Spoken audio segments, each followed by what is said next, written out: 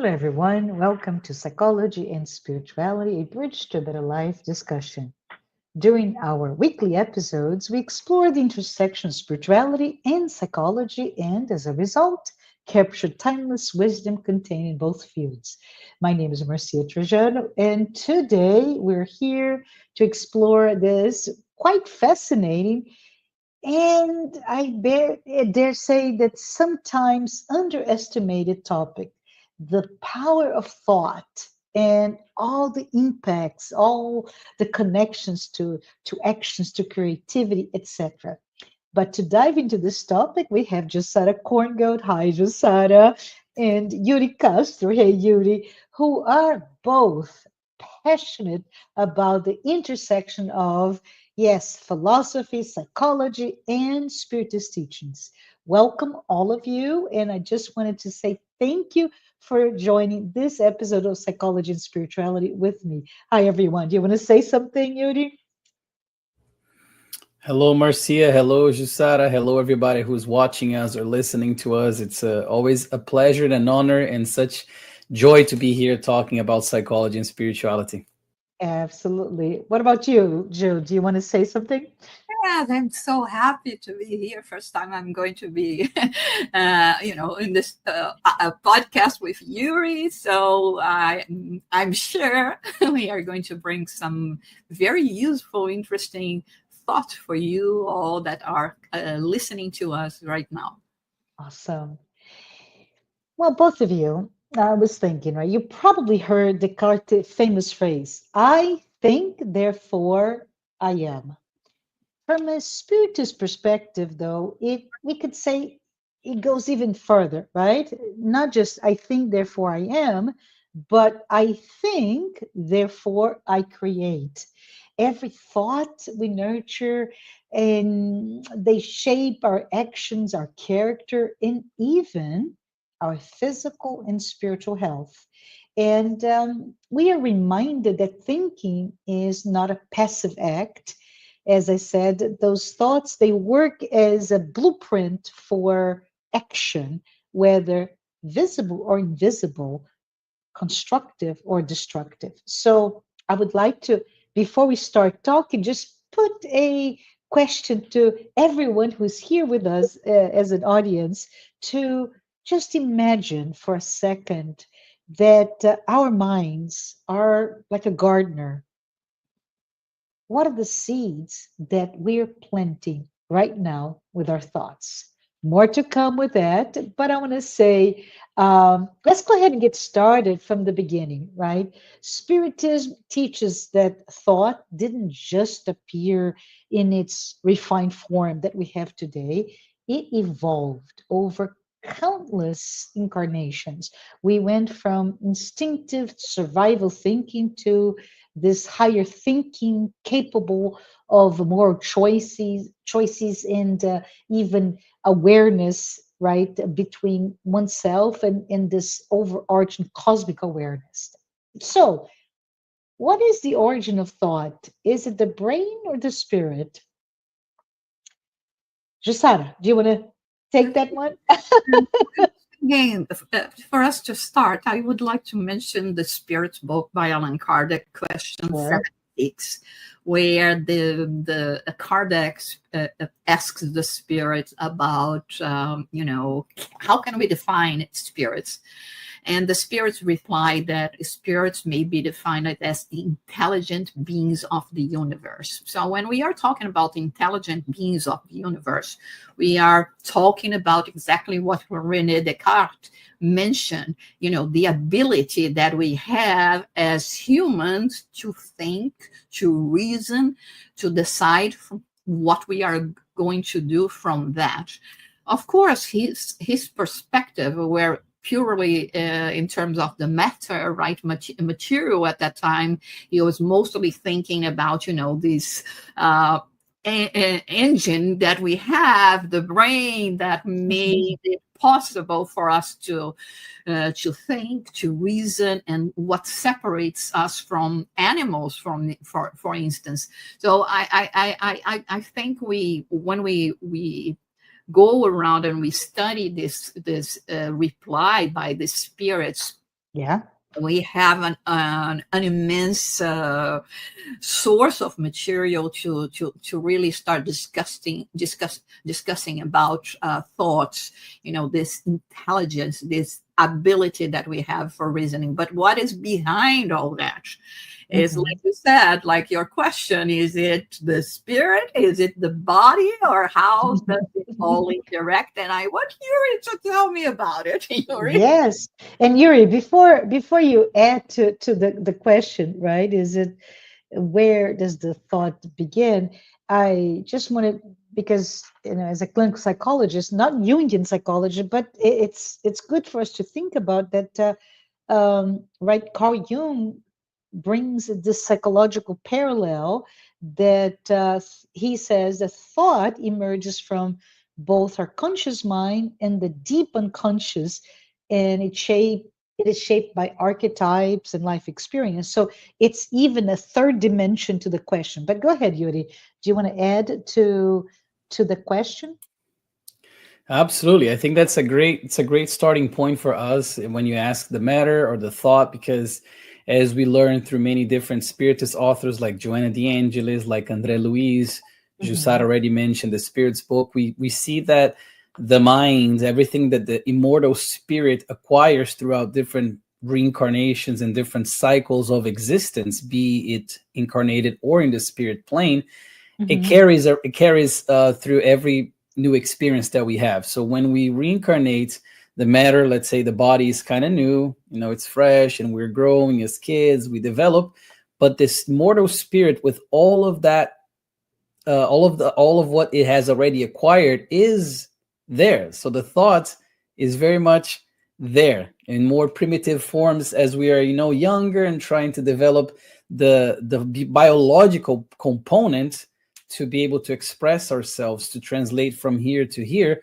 but the thought is already there. So I think that's a great starting point. Yeah.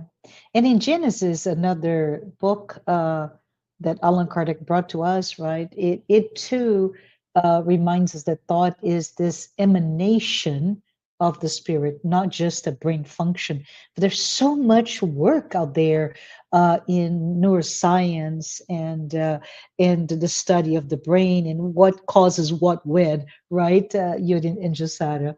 And I just wanted to maybe bring another tangent to it, which is how do instincts still influence our thinking today? Are there moments, and I maybe Jussara, you may want to speak to that, or Yuri, I don't know who feels that you want to add to this, but are there moments that perhaps we catch ourselves reacting without reflection, right? How does that do instincts play into that idea of what comes first and the idea of our thoughts that go through this evolution? Also, again, mentioning the Spirit's book, we have it clearly shows that we have a misinterpretation in relation to instincts. We just think about, the base instincts, or when we use this word, but and the way that the Spirit's presented to us, it's almost like our guardian angel, because without having time to think, to decide, to know exactly what we are going to do, we just go and we just do. That's very much related to the instinct of survival, the law of preservation, and all of that. So it is a good thing because it protects us. Of course, even when we are talking about instincts in relation to our evolvement going through the three kingdoms, as it says, or and reaching the hominid kingdom, the mineral, vegetable, animal, and the hominid, we will see our instinct growing as well, very much like the free will that we have, that is going to grow in accordance to how our spirit is going to be more or less enlightened. So I think it's a very important subject, and for us not to be worried or to try to eliminate our instincts, because they can be very very important. Normally I say when I drive, I keep on saving my purse, because I put the purse on the the seat next to me, and when something happens, immediately, because I learned that from my father, I go with my head like this, and I said, "Oh my God, I saved my purse again." It's great. One day, maybe, I hope it doesn't happen anyway, but it's going to be a person. Yes. Remember that I come from a time where we didn't value so much seat belts. Today we have seat belts, but is the replacement for the instinct that we have. Yes. So we could call it the atavistic inheritance, right? Even though it's very specific to that. Oh, there's no seat belt. I'm taking care as a mom. I'm taking care of my young child. And we know that in a crash we couldn't, right? Unless you're Superwoman, unless you have some superpowers, we don't know, Jussara. but the idea, I love that you brought it to us. There is this misinterpretation, as you said, of what does instinct means, and even taken into a very negative connotation. And good reminder, it's part of what we are today, is because we went through that evolution of from instinct to the higher thought processes, right? And I think it's important. It is perhaps that primitive layer of our thinking, right? Our thought processes may be the very first step to how we're able to transform it, to become more transcending that aspect of survival.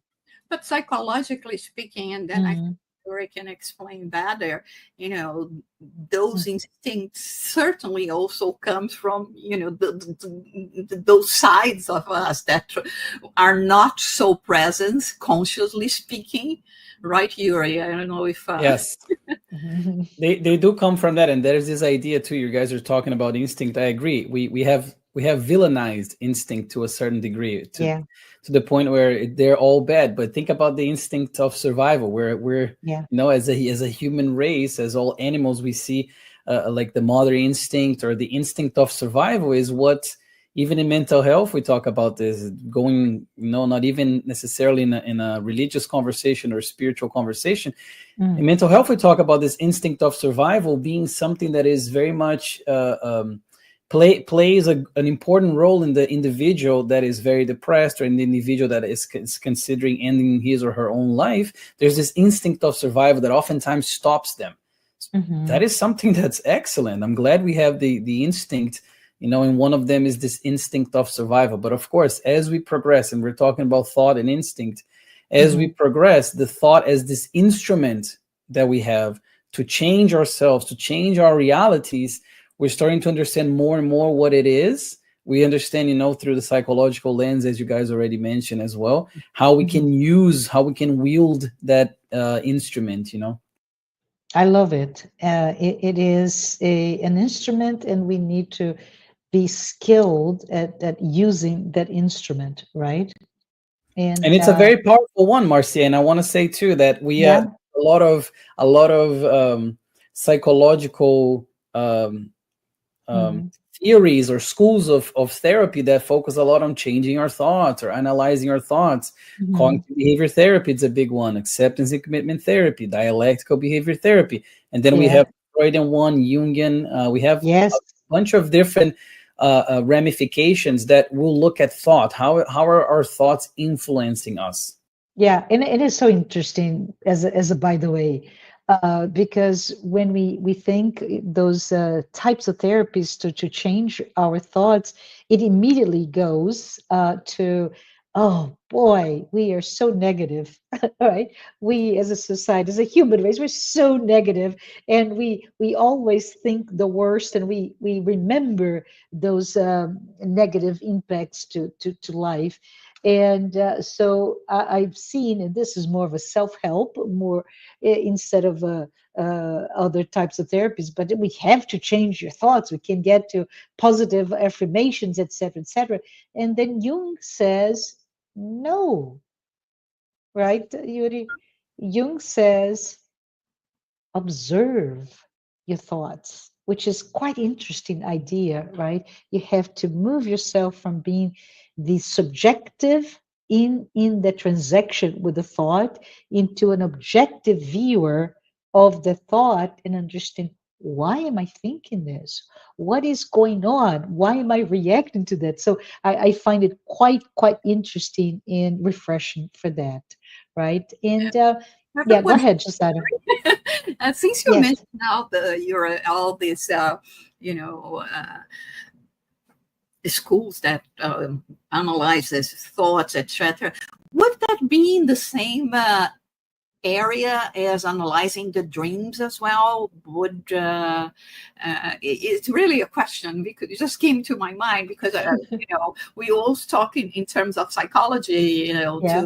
to pay attention to the dreams, but now when we are talking about thoughts, and I mean dreams may be also the result of my thoughts. So can you expand a little bit about it? Yes. Or Yuri, Jussara's getting to you. On this is what I call, she's throwing a curveball to Yuri. Go ahead, Yuri. No, that's not a curveball. It's actually a good one because the not every I'm gonna say a lot of the schools of psychology or a lot of the schools of treatment, they don't actually look too much into dreams. There are some that do, and there's always this thing where some, even those who don't look too much into meanings of dreams or things like that, and I'm speaking merely psychologically here, Yeah. not talking about the spiritual notion of what happened when we actually dream, but just from the psychological standpoint, very like scientific standpoint, a lot of the schools of psychology that don't look into dreams, they still look how the individual is, we call ruminating. So it's thinking Yeah. about the dream over and over and how that's impacting their day to day.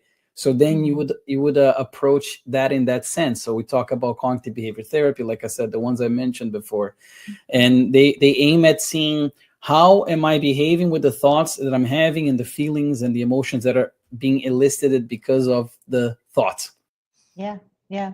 Which is, if you think about it, it's a little bit what Jung was saying so long ago, right, Yuri? If you think about it, you Yeah, objectify, he you said look. that. Yeah. Go ahead.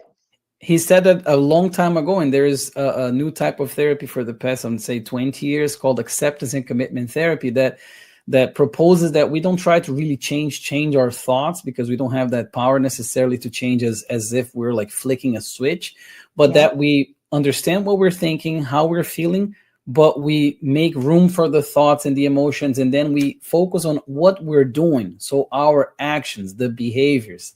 And one curveball that I like to throw when I'm talking about this specific type of therapy, people say, I want to change my thoughts, and I know I can do it. I said, okay, so let's see. I don't want you to think of a white polar bear.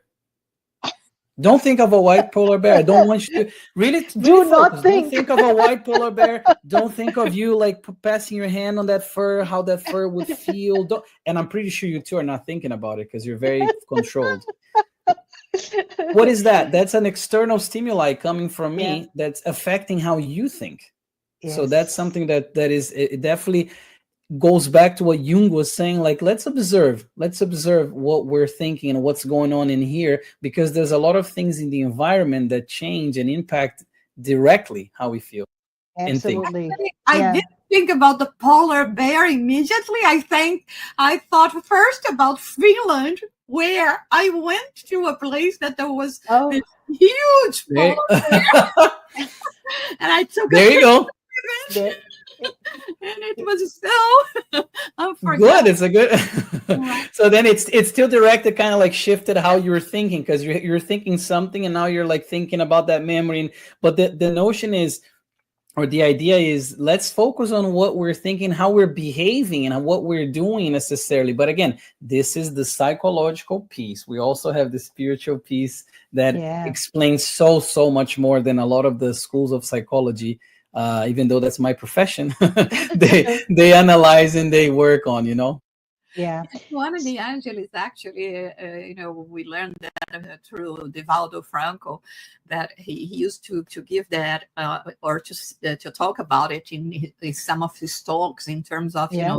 thoughts, and what can I do with my bad thoughts? And according to what Joanna told him is, you just let it happen the way it happens, and try after you finish with that, because like you said, immediately we thought about the polar bear. Okay, Yeah. now the polar bear is behind me, and I Mhm. leave my mind to be drawn to something good, to something Yes. positive.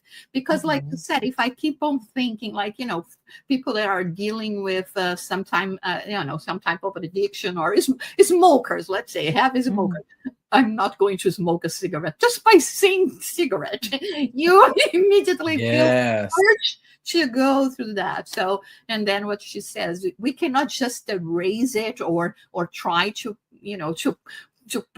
pull it under the rug, right? Yeah. Because Yeah. it's going to be there.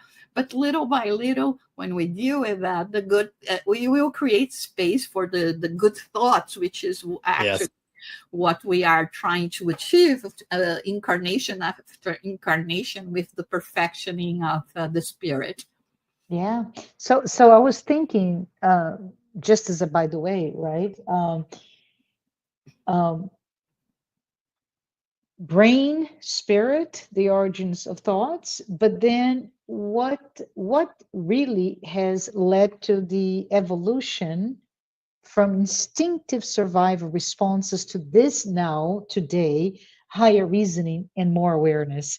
Because I think just that from a spiritual perspective, specifically, right? How does that spiritual evolution expand our perception, even of the divine within, that sacred space within us? And Yuri, I have another question for you. I'm going to say, and then I go ask Jussara again, just so you can see the yin and yang here in yin and yang, sorry, of those two questions. But if you think the brain's an instrument, right, Yuri,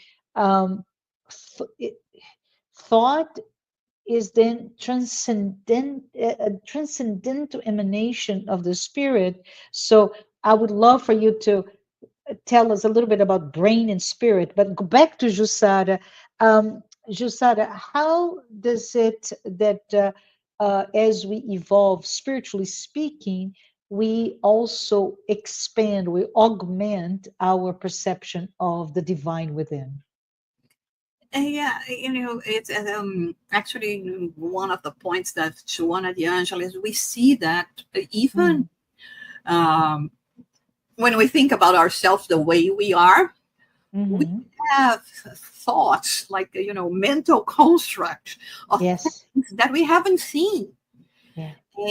And so from where did they come from, right? And many of the things we know, and we study in spiritual studies about exactly the possibility of the growing of the spirit. This growing of the spirit means through the challenges, the natural challenges that we will be having, from incarnation to incarnation. And remember, in this podcast, we are talking, we always talk about reincarnation. Okay, so Yeah.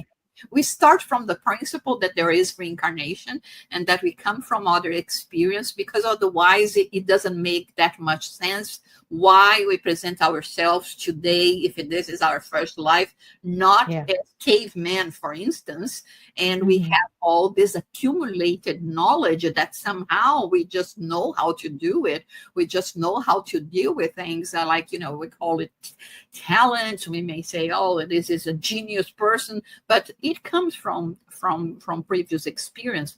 So according to Joanna de Angelis, the more we go through those existences and we face the problems, the experiences at hand, we will be acquiring more and more knowledge, more and more understanding, but to the point that we are not talking just about intellect, to the point that we are talking about us as ourselves. So now I understand that I am a mortal spirit. Now I understand that I have reincarnations. Now I understand that what I do have consequences and that I will have to deal with that consequences.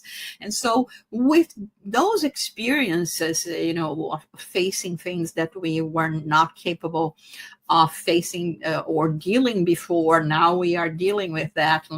For instance, if we are talking about a heat wave, God, we have ACs now in our homes, but it was, the result of study of spirit development as well, to go and come about with solutions to problems. And, briefly speaking, we can use that just for started for us to think about it a little bit more in this aspect. Yeah, but I'd like for you to maybe go even further, right? So we talked about as we grow, incarnation, through incarnation, and we grow intellectually, but also in other aspects. But how specifically, Jussara, how does it expand our own in our self-awareness, but the awareness of the divine within, our connection to God, our creator? Yeah, this is what Jung says in terms of individuation, and we Spiritists says we talk about reaching perfection, right? Yeah. Perfection in the sense that I will be able to become a whole, that I'm going to integrate self and ego and all of that, and I will just see myself and be able to deal with all of those things. So it comes to a point where, and this is a point that I believe actually we are living in our society nowadays, that is this inner anguish that we have, something that it makes us very uncomfortable, and that cannot be appeased with material things. We may get distracted with them, it may be temporarily take my mind off it, take my thoughts out of it, but then there is this idea that we belong to something. We have a connection to something that is greater than ourselves. And it's when we go into this philosophical purposes. Actually, the other day I was studying the life of, sorry, I'm just going to no, please do. This is very good. Thank you. In the life of Saint Catherine of Alexandria. And she was considered to be a very, very, we are talking 4th century here, right? A very smart woman. And she was capable of facing philosophers that were scholars from the Plato, Aristotle, Socrates schools, and replying to their answers in a way that with so much logic. But there was something in her that caused her, this inner Thursday, that she couldn't know what to do with that, until she actually got to the knowledge. She got the knowledge of the Christianity, and he started attending some of the Christian meetings that they had at that time, also in the early Christians. Christians, and then there was this purpose, and then she understood things, and then she transformed herself, and to the point of being, of course, she was I think she was beheaded, but before that she was before the emperor and all the court and everyone, and she was replying to all the questions and showing how Christianity and Christ was actually a thing, in a way that it is said that many people in that day, because of process for execution, they became Christians as well. So we know how rich it is when we go through this self-transformation, and Yes. we Yeah. to this point that there is this 30, and actually I was studying the life of Saint Edith Yeah. Stein. Yeah. She's known as Saint Therese something, and it's the same thing. She was a Jewish, very brilliant mind, maybe even the reincarnation of Saint Catherine of Alexandria, because Yeah. when she was 14, she completely rebelled against, all religious principles. And it was just reason, and it was in Germany. And she went to study in a very good school. She had one of the brightest academic teachers at that time, co-author books with him. But there was this emptiness. And she had a friend, because a couple that was friend of her from the academy as well. Mm. The husband was killed in the First World War, and she was so astonished with the resilience and of the wife. And she went to visit his wife and said, "I don't understand. How can you be like this?" Yeah. Yeah. And then she was a Christian, and she had a book that talked about the lives of Saint Teresa d'Avila and Saint Augustine. And she started studying that, and she went through baptism, and then, to lose her life in Auschwitz. But, it is this Thursday that we have that leads us to this, need to self-transformation and increase those spiritual possibilities in us. I love what you're saying, right? Which is the higher our thoughts grow, and examples of Saint Catherine, right, of Alexandria, as well, Saint Teresa. They are beautiful minds, but they lead themselves into that connecting with what would otherwise be this emptiness that we have. We are more, as you said before, we belong to something much bigger than what we are. I love it. I love this story. I'm going to go to you, Yuri, because I asked you before, and just wanted you to maybe talk to us about it now in the more physiological, biological, right? We talk about the brain. Brain is an instrument, but it is also, when we see thought as this transcendental emanation of the spirit, how can we correlate brain activities and the spirit? I think this is So another curveball, right, Yuri? no, it's another good one. That's not a A curve. good It's a one. very All good one. right. Yes, because just before I say that, I just had a comment on something that you guys were talking when Jussara Sure. was saying. I was thinking Yeah. about the Gospel According to Spiritism by Allan Kardec, when Yeah. they're talking about chapter 25, when they're talking about how man has this desire to progress. And Jussara, you said it very well, this desire, this thirst, that it's almost like there's something more, this hunger for something more, which differentiates us and disconnects directly with thought from the other animals. Because before, way before, millions of years ago, we would do what? We would fend off enemies, we would hunt for food and find shelter. That's it.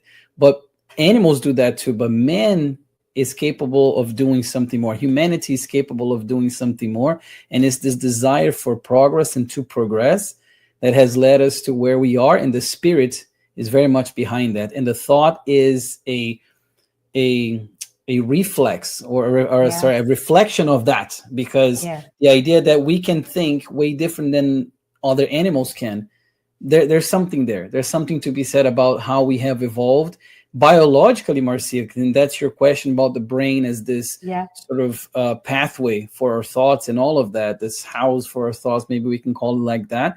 But of course, if we think about the spirit as being something that's immortal, something that has had different experiences, something that has evolved, certainly it needs adequate instruments to continue its progress. By instruments, we can think bodies, our brains, for instance. So there is a clear evolution of the body, human body, and the brain itself, as that is congruent, or I should say even concomitant, happens at the same time as the evolution of the body, the brain and the thought. So our bodies and our brains are evolving, and our thoughts are becoming more complex. We're starting to grasp at more subjective things, which our ancestors could not grasp as subjective things. We're better, Jussara mentioned technology too, we're better at planning things right now. We're better at doing so many other things that thousands and thousands of years ago, the humans that were here could not. So brain changed throughout, human history. Around, let's say 500,000 years ago, there was a big spike, and we saw like how brain increased in size. So we already see a difference in size. But more than that is the difference between the complexity of the brain functions. So the brain grew. Can you tell us when was it there was that spike that led to a change in the brain size? I was just curious. Yeah, it's almost 1 million years ago. That's the easiest way to remember. But they say between 800,000 and like 300,000, 200,000 years ago, we saw a big spike and I say spike, I mean, it was a big increase in the size of the human brain as we started to become more complex as a society and have more complex functions. But there's also the notion of, how size is not all that matters as well. It's like, is the complexity of the function. Because if we think of the whale, like there's a whale whose brain weighs 20 pounds. Yes. Ours weigh 3 pounds. So, but we are far more intelligent. So what is it? Is the complexity of the functions as the brain develops, as we're capable of expressing thought and the spirit that is becoming more enlightened and more complex as after each reincarnation, the brain is also following this process. So the spirit can express itself. And I just want to add one more thing too, biologically speaking, that's interesting for us to realize how before we were, there was way more aggression. There were way more of the basic emotions, let's say 1 million years ago, right? And now we have the prefrontal cortex, which is the most, the last part of the brain that develops, by the way, which is interesting because our brain, it grows from bottom up and back to front. So there's this idea that the functions that are more basic, like movement and emotional functions, they develop first. Last but not least is the prefrontal cortex, which is related to planning, which is related to attention, executive functioning.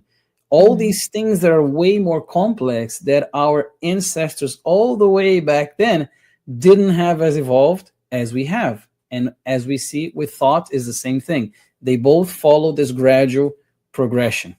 Yeah. I love it. I love it that we gave both sides the house in terms of explaining that evolution of thoughts, the evolution of brain, and I think you mentioned Jussara already about the individuation, right? But I was thinking, do you want to perhaps talk further about how the concept of individuation relates specifically to the development of thoughts, right?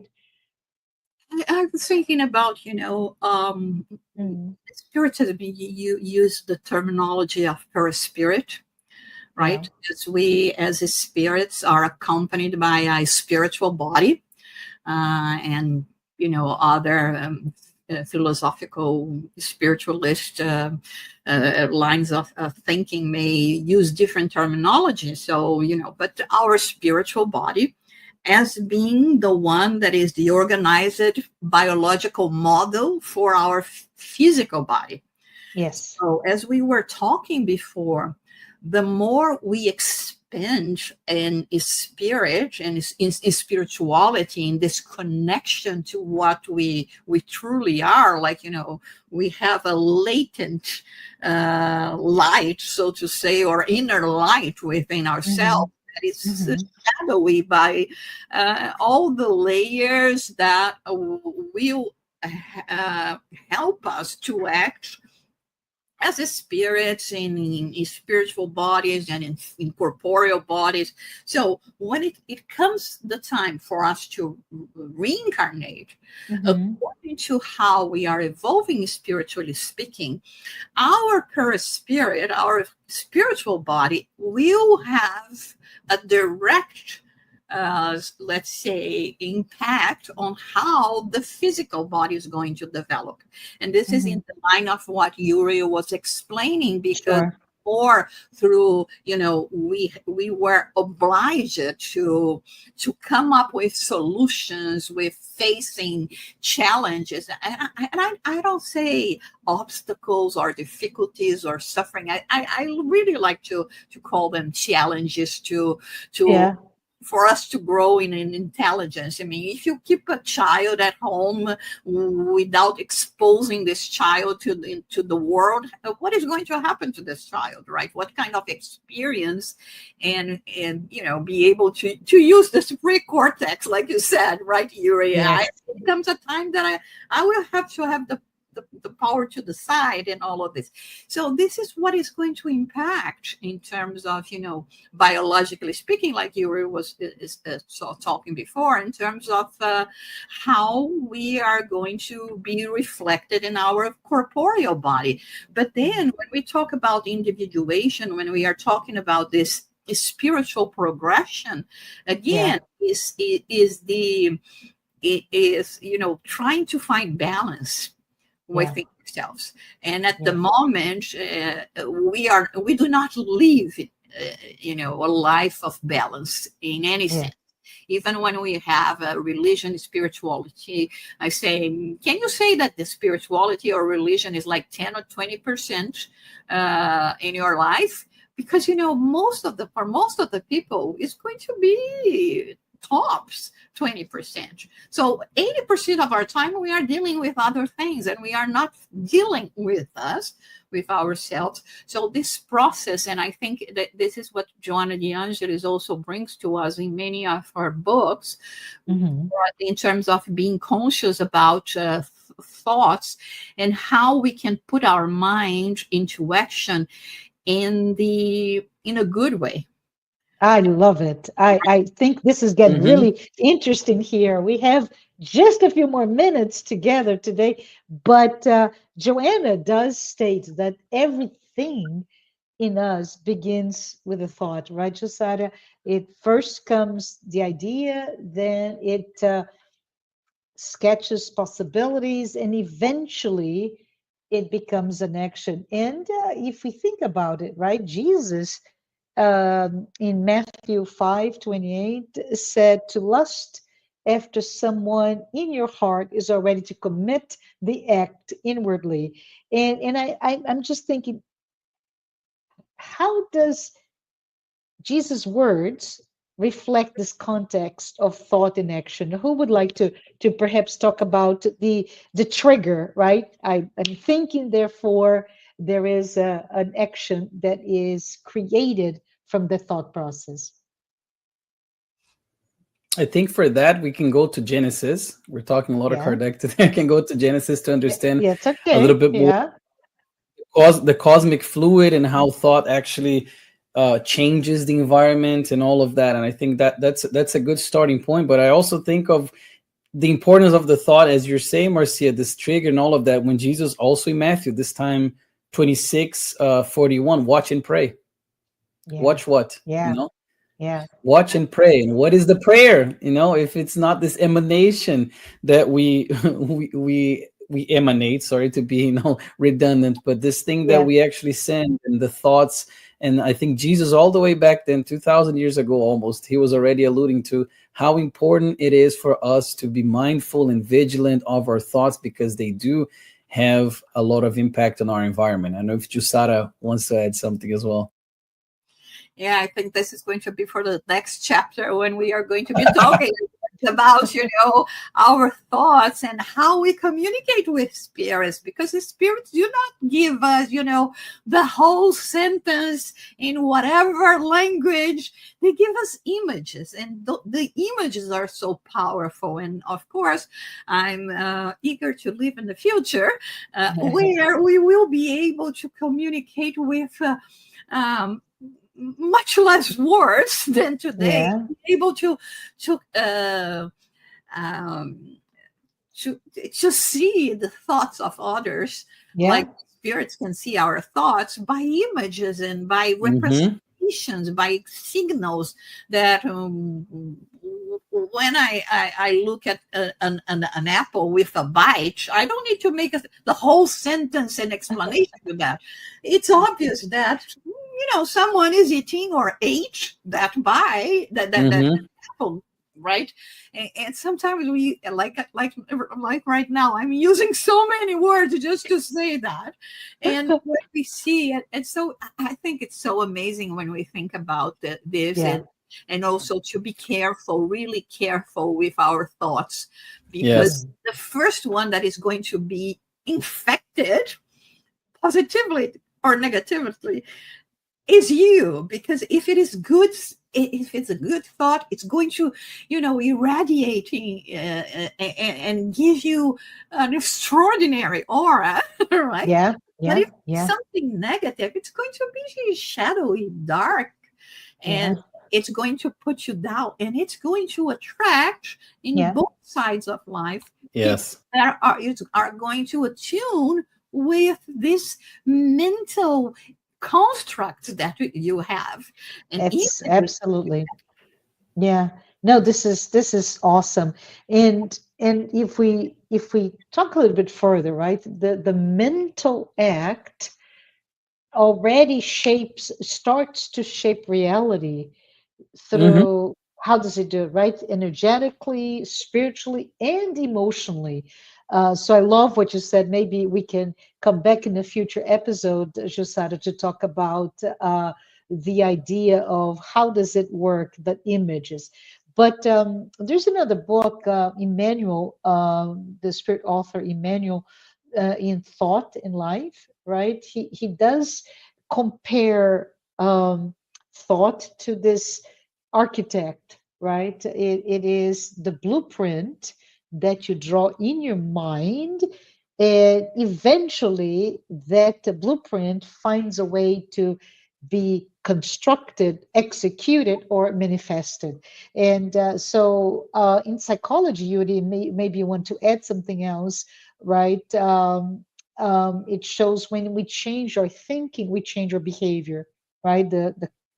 The cognitive behavior therapy. Yeah, and again, with you mentioned Emmanuel, of course, because every idea, every big realization started as a thought.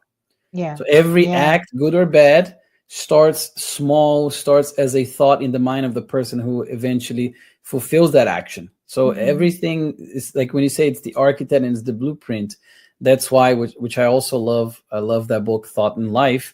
And yeah, in the future, hopefully, it's like Jussara is saying, we're gonna be living in a world, which there are worlds like that, where we communicate by thought, where the vocal cords are going to be non-existent or useless. Because even now, when you're talking about the apple, I thought of Leon Denis Jussara saying, how could we try to explain the subtle things of the spirit in our weak language? We can't.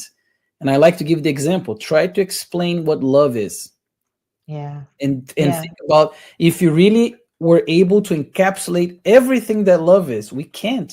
We yeah, lack words, we lack vocabulary, but the thought is there, the yeah, sentiment is there. yeah, absolutely, absolutely. We are at time, and I just wanted to see if either one of you want to say your final thoughts and ideas before we close our episode today. I think Yuri is really teasing us today, because when we finish our podcast, I will be thinking about the polar bear and Polar bear. love. How would I define love? Right? Yeah, But yeah, maybe yeah, that, I'm going to use, some of my 60,000, 70,000 thoughts a day thinking yes, about a polar bear and love. yes, yes. It's crazy, right? How outside of the controls that we can Oh put yes. it, it can go everywhere, right? Yuri, any final thoughts before we close? I think it was a great conversation. We definitely need to do another one now on question 459 of the Spirit's book. How much are we influenced? Because when I Yeah. mentioned the polar bear, I'm an incarnate spirit influencing your thoughts. How do they invisible friends or not so good friends influence us? And I think, again, the final message, I think, is just watch, watch and pray, be vigilant, be mindful, understand how powerful this instrument that we have perfected or we have used throughout our history actually is. Our thoughts can very Yeah. much change our how we feel, how we behave, how we interact with the world around us. So being mindful of that. I love it. I love your ideas for future episodes. I'm taking notes. And for everyone, I pose in the beginning a reflection to think of ourselves as gardeners. And if you move into the idea that every thought is a seed, right? Um, we start to make some correlation. You cannot harvest roses if all you're planting is poisonous plants, right? So let's think about it. We talked a lot about many different spiritist teachings today, and alongside some psychological and philosophical ideas that came through our conversation today, they all remind us that thought is not just what happens in our head, but it's also this invisible hand that is shaping our today and our tomorrow. But everyone, if this is was the first time that you listened to our program, please note that the Psychology and Spirituality weekly talks are based on the works by Joanna de Angelis, and we hope we're able to um, get some ideas to think about it and further massage those ideas. But I wanted to thank you, Jussara. Thank you, Yuri. What a pleasure. I want to also thank our sponsors, Mansão do Caminho, the United States Spirits Federation, the International Spiritist Council, and AMI Brazil, the Brazilian arm of the Medical Spiritist Association. Thank you, all of you, and until next time, everyone.